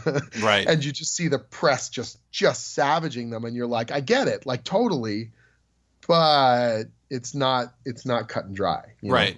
Yeah, it's not so easy. I do want, I mean, like that's the thing though, is like, I want to go back to the armchair quarterbacking thing just for a second, because I'm a data guy. I like using that information, and it's the thing is like I use that data, but the thing is like you have to use it responsibly. It's like it's like Spider-Man, with great power comes great responsibility, and I do think that it's tricky because like some people don't look at the industry in as holistic of a fashion as you have to, and you have to also realize that for this bit of data, you have to realize that it's not necessarily exact. Like, like you said earlier, it's like Comicron is getting, they're trying to give a general view as to how the industry is doing, but they're not specifically accurate. Yeah. And you're going to see attrition trends. This book has lost half its audience. That's relatively accurate. You know what I mean? That's why I think you have to look at it in like trends, and you have to look at it in like like I'll put the data together and I'll look just to kind of see how things are moving up or down or whatever. Right. As an industry, largely not so much for individual books, because it just can put you in a bad place where your just data's wrong and you just it's like the box office junkies who are always talking about what the leading movie is each week. You're like, but were any of them entertaining? Right. But were any of them last? But do any of them have any cultural value? Right. Like, it's all well and good to talk about beating your chest and who won the box office, but at the end of the day, it's art and it's storytelling. And so, books that don't do great can still be wonderfully worthy. Mm-hmm. And they can still be wonderful storytelling or hidden gems or whatever you want to call it. And vice versa. The books that sell a hojillion copies are not the best comics of the year per se. Yeah. I don't think any of my favorite comics were like meteoric successes at the start. Or yeah, I mean, like one of my favorite comics ever is Next Wave. I love Next Wave, but that book lasted 12 issues, and I think it could have kept going if they wanted to, but it was never a sales giant by any means. Right. And and this is one of those difficult things, and this is that armchair quarterbacking where people, I think, use the data until they don't feel like the data emphasizes their point, right? Yes. So they'll tell you that book that doesn't please them is crap because it sells like crap. But it's like, you don't understand the complete look at the market. I'll give you a perfect example. Moon Girl and Devil Dinosaur is a book that sells like absolute crap in the direct market. And I'm not throwing Marvel under the bus to say that, but there are not a heck of a lot of, what do you want to say, like, 8-year-old girls running to the comic book store to buy every monthly issue. Right. But that book is sold through the collections are sold through the Scholastic Book Club. Right. That book's selling tens of thousands of units in a market that doesn't show up on any diamond sales chart to an audience that is rabidly excited about it and is going to potentially, whatever you want to call it, graduate into a whole bigger market of comic reading as they grow up. I went to my local library recently up in Anchorage, Alaska, and they actually had a display that had Moon Girl and Devil Dinosaur on it. And like that's another market that people don't really consider, but that's what you brought up. But you got an armchair quarterback who looks at that and says, "Well, we got to scrap that thing." Yeah, but I mean, I do think like you brought up one of my like least favorite things about comic sites in general. Not to crap on my peers, if you will, but I think a lot of times people go in knowing what they want to say and they massage the data to match what they want to say rather than. Of course. Yeah, I mean, it's just like you have to let the data tell the story rather than you tell the story and then fit the data to how you want. But equally, we all you've got data, and then no matter what, you craft a narrative. Right. I craft a narrative. When you read my reports, this identity of peppy, excited about comics, Jim's going to show you how it's done. I mean, it is me, of course, but it's also purposefully written in a regard. I'm telling you how I'm parsing the data. I'm not generally going to throw my publisher under the bus. I'm not going to throw I love comics and I want to, continue to be in this industry. I am spinning it isn't the right word for it because it is the data. And some of it's not as positive as I would like, but there is always a hopeful element to it because I see hopeful things within the data because I see the potential in these other markets. man, I would love for the Wayward single print issues in comic book shops to be selling a ton of copies. And one of the things I try, and a couple times I've had people say to me, oh, you don't like comic book stores. I'm like, are you nuts? Like, I love the direct market. I love comic book stores. The retailers that do it well, they're everything because they hand sell books to an audience in a way that no corporate bookstore ever could. Well, and you're also, from what I understand, just having conversations with you in the past, one of the better retailers that actually, or one of the better creators that reaching out to retailers. All the time, because I know that you can create these groundswells of interest. When I do a signing at a store, it ripples. That store will order more of my books. That store will hand sell my stuff. That store will tell people about the good experience that they had interacting with me. And I make lifelong friends through these retailers, and I see their passion for what they do. That's why, your interview you did with John at Big Bang, I can feel his passion coming through in that interview. He's talking about the customers and the books and the things that he cares about. And it comes through in the quality of the shop, and it comes through in the quality of the salesmanship. And you can't get that from a big box store, and you can't get that from Amazon. Mm-hmm. Yeah. The only person who's got more passion for that stuff is the creator hand selling it to you at a convention because it's their baby, right? Mm-hmm. But so retail is important. The direct market's super important, but it would be foolish and myopic, and it happens all the time, to say that that's the end all and the be all, to act like it is the only data worth parsing, or to put all your eggs in that basket. I think it's unbelievably foolish from creators, from publishers, and from retailers to act like this is the sole source, because you're doing yourself a disservice.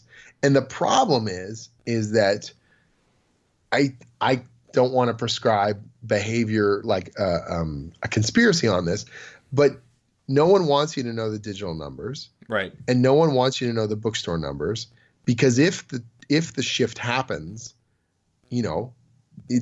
people are going to get hurt. Like, things are going to change. And I think that's unfair to everyone. I think we all need to be adults about this and say there are different markets, and there are different audiences, and there are different release channels, and all of them can be additive and strong in their own way. But you can only do that if we communicate that information to each other. Right.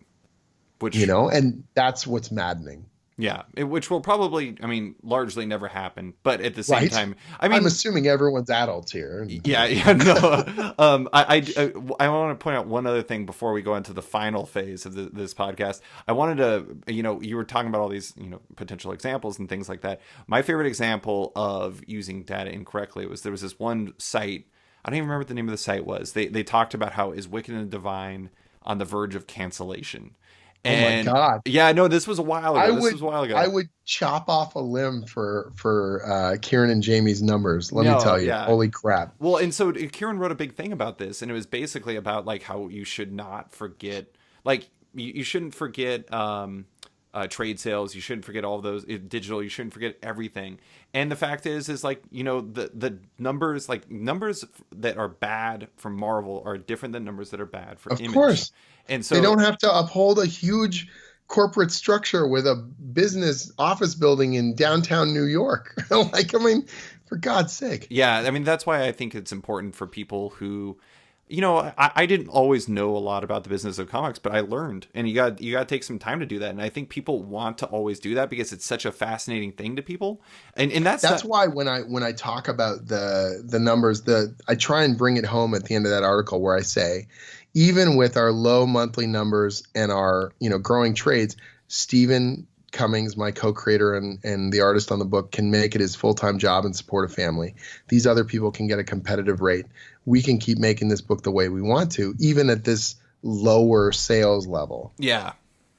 No, I think it's when I read that actually made me super happy, because I've been to Japan. It is not a cheap place to live. No. I'm going back again. I can't stop going. I'm so excited. I'm going to be going to the Kagai International Manga Festival and Tokyo Comic Con, which are like a week apart from each other. That's awesome. I am so stoked for it. Caleb Gellner, or I think that's how you pronounce it. He did a write up on his experience going to a con in Japan, and it was really eye opening. It was kind of astounding how like well put together they sound. Just about everything when it comes to the convention culture or these gatherings, they have to be. You've got such huge crowds of people. If it's not organized, it's utter chaos. And so the entire structure of the society is built around this idea of efficiency. You know, trains, construction, and stuff too. Like you can't leave crap broken because things have got to function. You know. It's a whole other city at night when there's deliveries happening and construction going on and stuff like that. It's just phenomenal. I was in Japan last summer for 6 weeks on a sabbatical with my wife doing research for Wayward and also just getting away.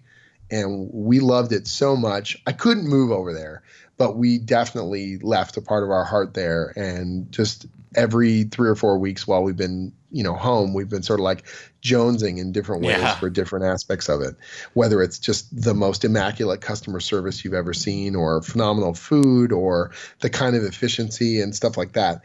And so when the opportunity came up to go back again this year, no hesitation whatsoever. Yeah. My wife is a quarter Japanese and lived there for 3 years. And she was younger when she did that, but still, it's like it's a place that definitely doesn't leave your heart and mind. No. And what's going to be so cool about this Kaigai group, so TCAF, the Toronto Comic Arts Festival, they've got these they're not formalized like financial partnerships, but they've just got these sister shows that they reach out to and have good relationships with, and they kind of help each other out. And so reps from the shows will go to each other's shows.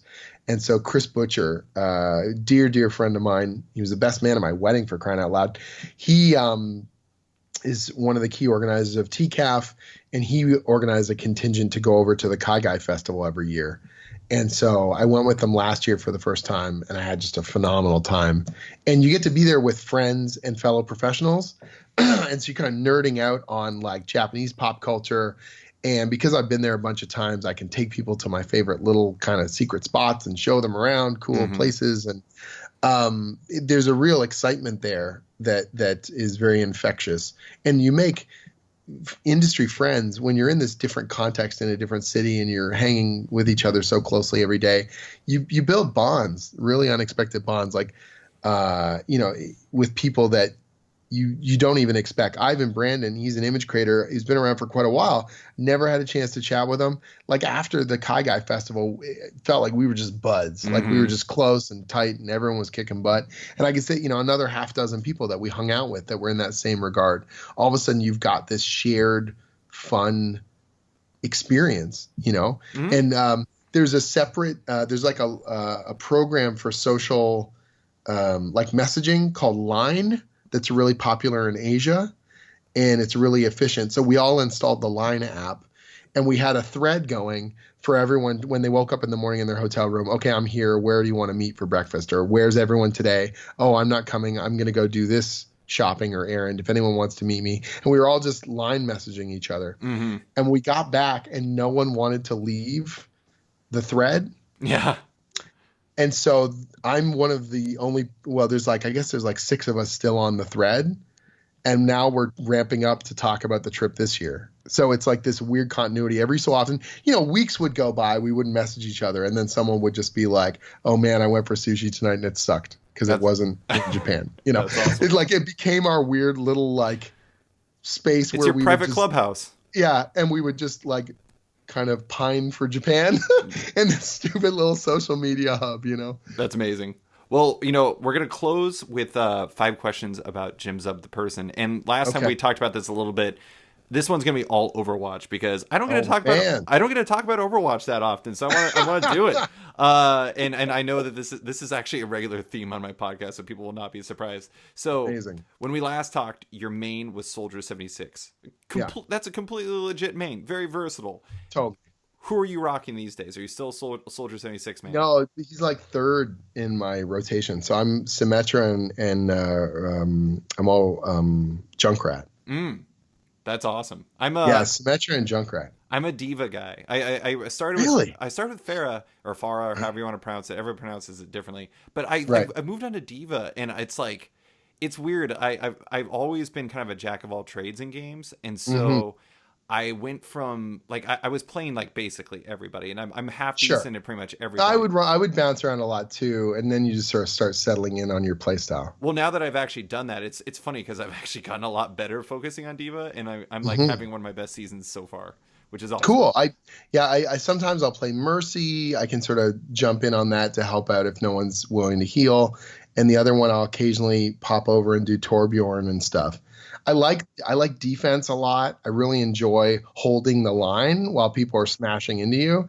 And so Symmetra and Torbjorn are really fun for that. I like there's part of me that would love to get really good with sniping, but it's not something that I've ever spent the time on. And now that I'm leveled up to a certain point, you can't jump in with a character you're inexperienced at because people will just hate you. Or if you could just do quick play though. No, but even on quick play, people look at you and they'll say, "Oh, you're level, I don't know, 200 or whatever."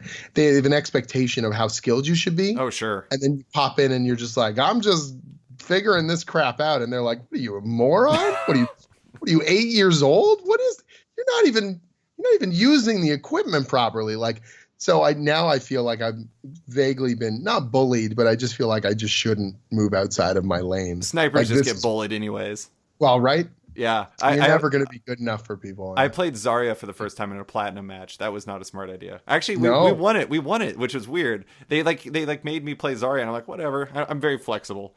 Sure. Okay, so next question: which character are you the worst at? Oh,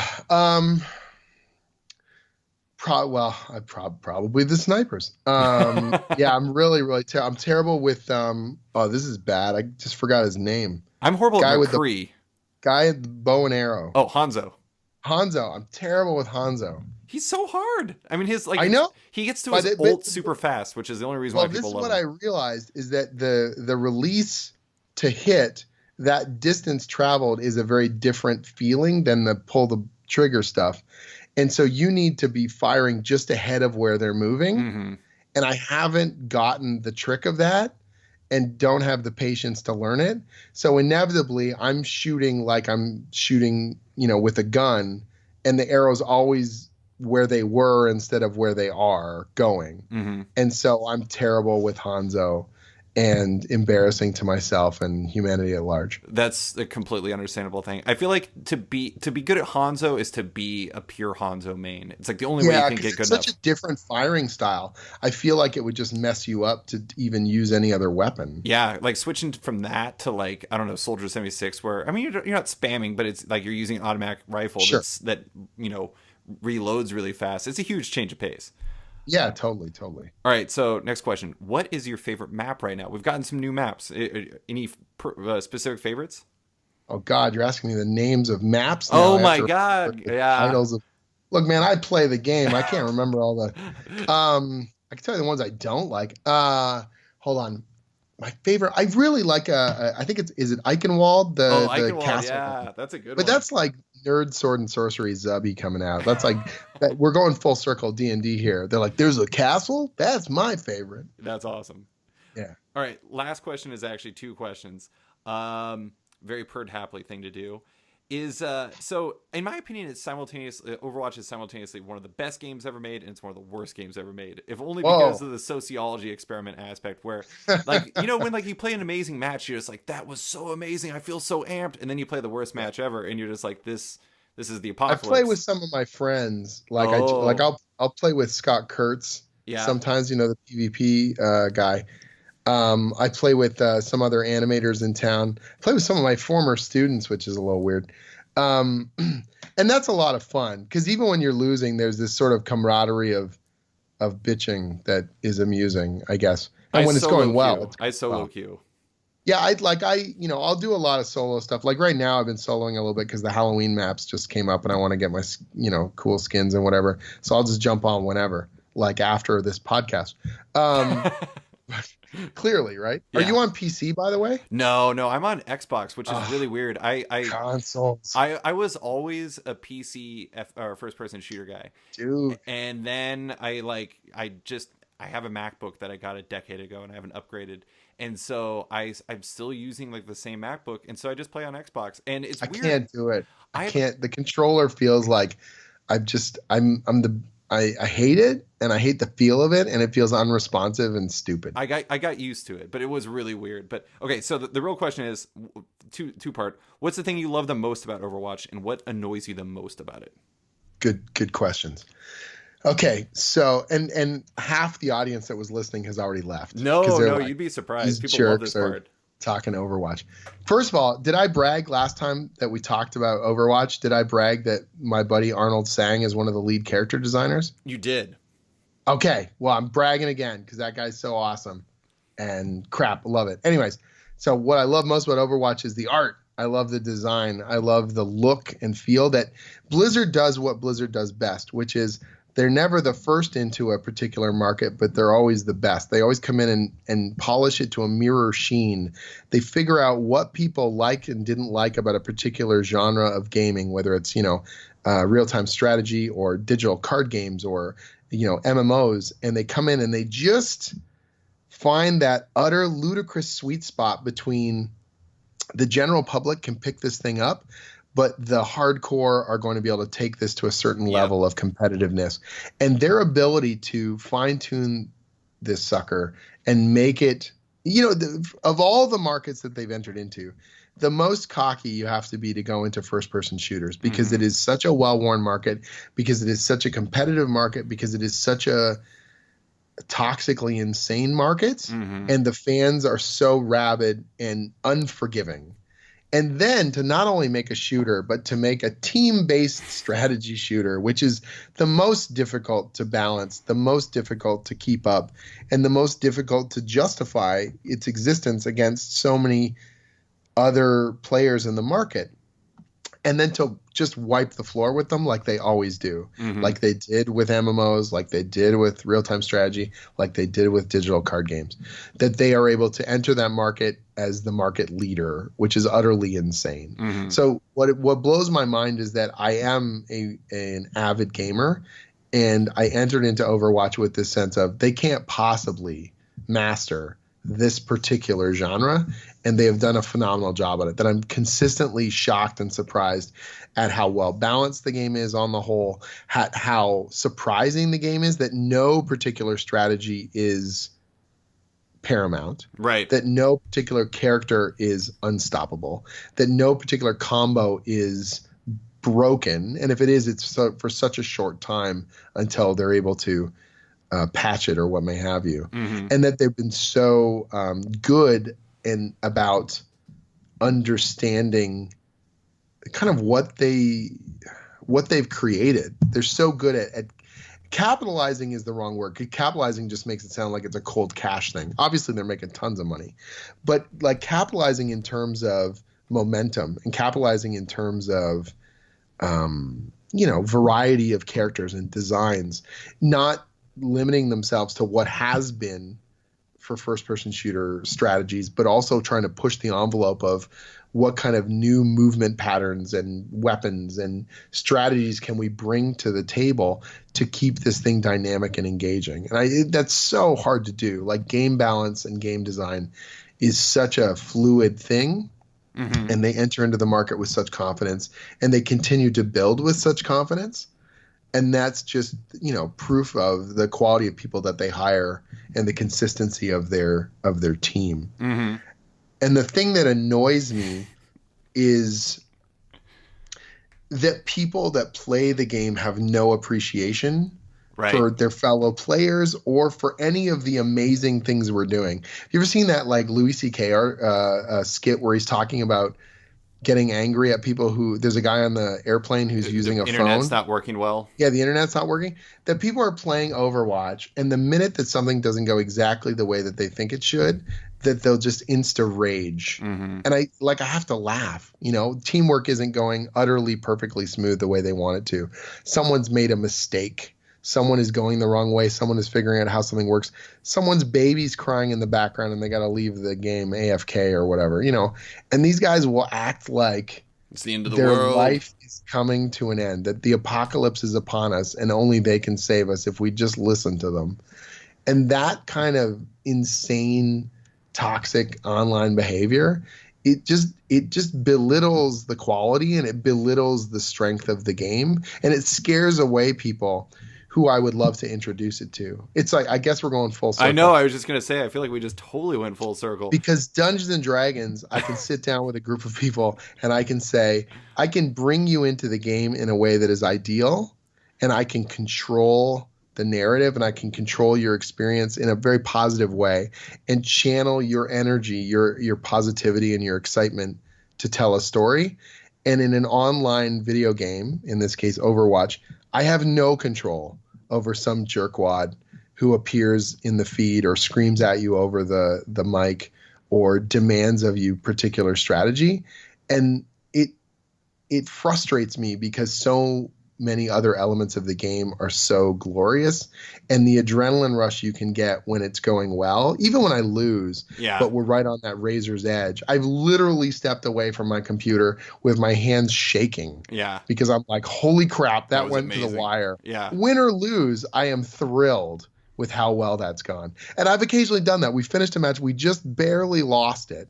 And I'll type into the little window, I'll be like, guys, that was a phenomenal match. Yeah. And the next response I get is like, F you, we crushed your ass. And I'm just like, well, I had a great time. So this kindly Canadian boy is going to go get a beer and you guys can hang. I think that's a pretty good note to end on. Yeah, no, I do think the only person who has real control is if you had a really good Mercy, because that person will always make people really happy. Anyways, that is all I have for you, Jim. Let's go play some Overwatch. Thank you for coming on. My pleasure. If people want to find out more about my comics and stuff, please come to jimzub.com, JIMZUB.com. I've got interviews, articles, links to my books, and tutorials about telling your own comic book stories, the economics of creator-owned comics, and occasionally doing troll aikido, with internet, the funnest parts of the internet. That is awesome. Thanks for listening to this week's episode of Off Panel with writer Jim Zub. If you're a fan of the show, this is big news. Off Panel now has a Patreon. If you like the show and want to support it, consider backing on Patreon at patreon.com/offpanel. There are fun rewards and insider information you can get if you do. Big thanks to all my existing patrons, including Henning Allers, Nick Hall, Bruno Batista, Abraham Reisman, Adrian Diaz, Bobby Angus, Bjorn Basin, Darren Neely, John Hendrick, Steve Anderson, Michael Perlman, Bill Nall, Ian Maxfield, Cliff Chang, Benjamin Shipper, Colin McMahon, Chris Palmer, Maxwell Schmidt, Dan Lee, Scott McGovern, Nathan Fairbairn, Kat McKenzie, Lou Iovino, Christopher Carter, Nicholas Keslick, Brian Dickerson, Greg Rucka, Ryan Mail, Adam Heifel, Nicholas Gardner, Andrew Corrigan, Fiona Staples, Chris Morris, Johan Barander, Chris O'Halloran, Mark Abnett, Matt Battaglia, Mike Murphy, Michael Shirley, Tom Barnett, Jim DiMonacos, Norbert, Nick Lowe, James Kaplan, and Mission Comics and Art in San Francisco. You guys are all the best. Don't forget to like the show on Facebook at /sketched, that's SKTCHD. Follow me on Twitter at @sketchcomic, or follow me at @slicefriedgold. Want more from Off Panel? Subscribe on iTunes or Stitcher and give the show a rating or review while you're at it. A quick thanks to the band Wolfpack, whose excellent track Outro from the album Volmilch opens and closes the show now. Give them a listen as they're totally rad. Thanks for listening, and tune in next week for another episode.